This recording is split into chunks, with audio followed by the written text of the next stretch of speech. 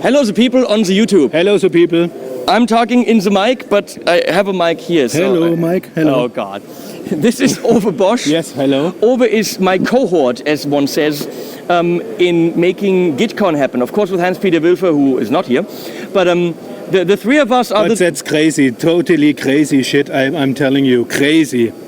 Are you trying to say crazy like a crazy German? Crazy, yeah, crazy. But exactly, crazy. His English is better than that, but he's afraid to show it. No, not today. So Ove is definitely Ove is one of the guys that now hates me because we talk 3 times a day, and we make GitCon happen. But he's the guy responsible for making it the success that it will be, because their failure is not an option, right? Yeah, exactly. Exactly. It's gonna be great. Oh, holy shit, go away now. Ritter. Let's do Ritter. We look at Ritter. Jens Ritter disappeared. He ran away. So then we just look at, what is that? So, Ritter, as you would say, or in German, Ritter, guitars and basses, it started, I think, primarily with basses, and they were always insanely unique instruments. And then he went more unique, and then hyper unique, and then ultra unique, and then the uniquest. And some of you are going to say, what's with the guitar for 35,000 euro? Is that ridiculous? Yes, it is ridiculous, but what you have to ask yourself is, where... What are you talking about, my instruments? I'm talking about you and what you do and the stuff. Hopefully only good stuff, right? Well, we're talking about pricing, but why pricing makes sense. Why pricing makes sense? Why your pricing makes sense. Come over here. Can we make a break? Because I have to go. Well, give me a second. The master himself. So anyway, a lot of us, or some of us, well, let's wait for Jens. So here's Jens. Hello. So obviously some of you will ask, how does a 35,880 euro guitar make sense? And I don't know if he's got an answer to that. Let's see if Jens Ritter has an answer. I don't understand the question. Okay, good, of course. The sense of the instrument, well, the price is very easy because you have material and you have work time, and the result is the price, right? You forgot one thing that I think is the key here, is art. If you say so, thank you very much. Because for me, let's put it this way. We have a PRS private stock. You spend 10,000 bucks on that, and people will, or 8 or 10 or whatever. Now, those are being bought by dentists and lawyers, and they put them on their living room wall to kind of impress the buddies that actually still play guitar. Now, for them, that is an investment in something on the wall, and it's a piece of art. I think it's a better investment than some kind of scribble from some artist, and, you know, a guitar is a beautiful thing. Now, I think what Jens is doing, and his success is, you know, totally there, is taking that on the next level. So my question is, where for you does the guitar stop and art begin? Because something like this, for example, is very clearly a piece of art, and that on the wall for 11,000 bucks is actually not as expensive as some people have paintings. Right. But it's for me as a guitar player, much more sexy thing. So would you say that yes, this is somewhere between an instrument and a piece of art? So the thing is, there's a clear definition of art and a clear definition of craft. Okay. At least in Germany. And here in Germany, if it has a function, it's not art. It's craft. Oh, okay. So this is nothing you see here is craft. It's art, sorry. And it's all craft. I'm very happy if you say it's absolutely high-end craft. Thank you very much. But it's still craft. And my instruments, they may look unusual in compared to a standard Gibson or a standard Fender. That is the understatement of the century. My instruments look slightly different than a Gibson. And the thing is, this is actually a problem because most people think it just looks good, but it's not a musical instrument. It has no sound or bad sound, bad playability and all that stuff.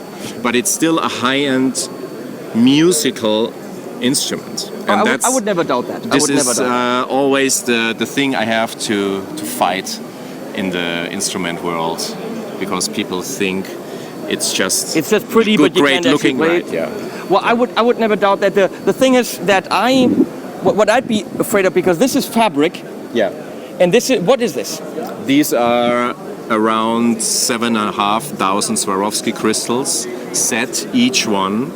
You can play there with your wedding ring, you can scratch it, it will be fine. Okay. And your question with the fabric will be, how can you play it? It will be damaged, right? Well, I have my arm on there, and who knows? So the thing is, this is an upholstery fabric. It's a high-end fabric, and you put it on a couch, and you sit for 10 years on a couch, and of course the couch one day will be damaged. And it's the same like here. If you play it like this, if you play it a lot, it will be damaged. Then it's a But distressed it's vintage the same. Ritter. It's the same with high-end, high-gloss lacquer, right? Yeah. One day it's damaged. So then you have like a vintage distressed Ritter guitar, Absolutely. and then it's worth even more. Hopefully. What else do we have here? We have the Isabella in white.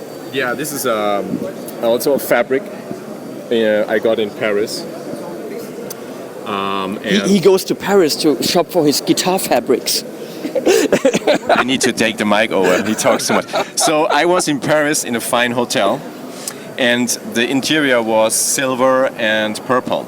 So I got the inspiration for this guitar, and I bought this fabric, and I stained the fingerboard and the parts purple. So this is where the inspiration comes from. The guitar is called Mémoire de Paris.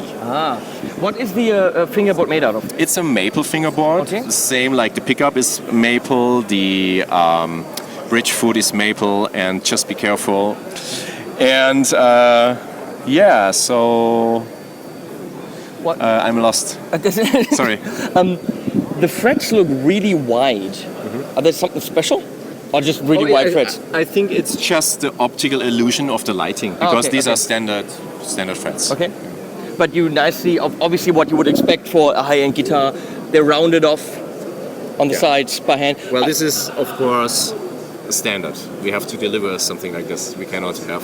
But there are only like 3 or 4 companies that I know that do that. I know that Juhau does that. Okay. I know that my buddy Isaac Berumen does that. Framers does it on their high-end stuff, the rounded off, and you. But even like a PRS private stock does not have rounded off frets. Just saying. Just saying, Paul, just saying. Dirty Blue Redwood. That is a good name. It's a nice piece of redwood. It's a one piece. And if you remove the yellow color, you see it's a little dirty blue. But with the yellow light, it turns like a black yellow. So Is that the paint or is it actually the wood? no, it's stained and treated afterwards. And the neck is also like a greenish blue. Yeah. Beautiful. Yeah. And those two are just gorgeous. Yeah, this is a custom finish. It's a pure white pigment finish. And yeah, this is my PJS model with no tuners on the front. And this is the guitar I made for George Benson. More the chassis smooth guitar. Now on this, I've seen several pictures of this. Is this a functional choice or an artistic This choice? is just a design. Okay. You know, it's just, this is just artistic. And it clips in with a magnet? Yeah, it's a magnet holder. This is German engineering for you. We use magnets. I'm sorry to say, but it's a piece of art. Thank you very much. It absolutely is. And how can someone make something this simple, which is just white, so freaking sexy? It is. There's not even a top on there. No Floyd, come on. But it's sexy.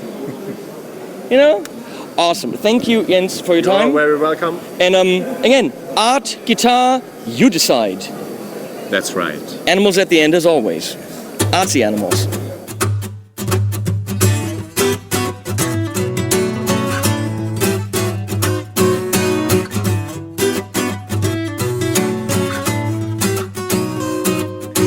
Standing at the crossroads, asking for the path. I don't believe in Jesus nor in higher math. I try to close my eyes and rely on what I see. The world in black and white is not enough for me. I gotta get up, I don't know what I'm doing here. I'm fed up, it's time for me to disappear. I'm under stress, I depress my family. I'm in regress and there is no remedy. Oh, I'm losing touch with reality. This kind of duality is too much for my mind and any kind of psychotherapy.